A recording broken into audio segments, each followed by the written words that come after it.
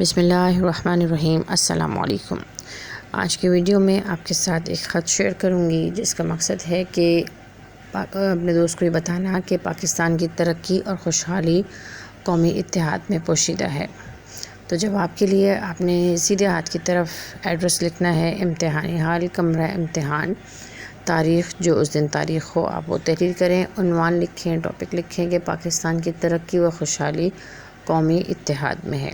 اس کے بعد القابات، ٹھیک ہے، یعنی کہ جو بھی القاب جس کو بھی خط لکھ رہے ہیں آپ وہ لکھیں گے کہ میرے عزیز دوست السلام علیکم، بعد السلام تمہاری خیریت کے لیے اللہ تعالیٰ سے دعا گو ہوں۔ میرے عزیز دوست، آج کل ملک کے حالات کے سبب کافی مغموم و فکر مند ہوں۔ ملک میں پھیلی افراتفری اور بدامنی نے ہمیں صنعتی، معاشی اور معاشرتی طور پر بدحال کر کے رکھ دیا ہے۔ بحیثیت پاکستانی میں یہ بات شدت سے محسوس کر رہا ہوں کہ پاکستان کی ترقی اور خوشحالی صرف اور صرف قومی اتحاد میں پوشیدہ ہے۔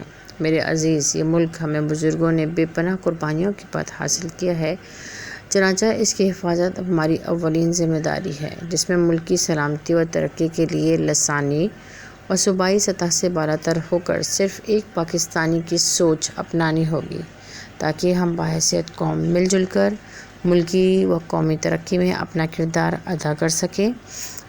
خط کا جواب جلد دینا، اپنے والدین اور دیگر گھر والوں کو سلام کہنا۔ فقط تمہارا دوست الف ب۔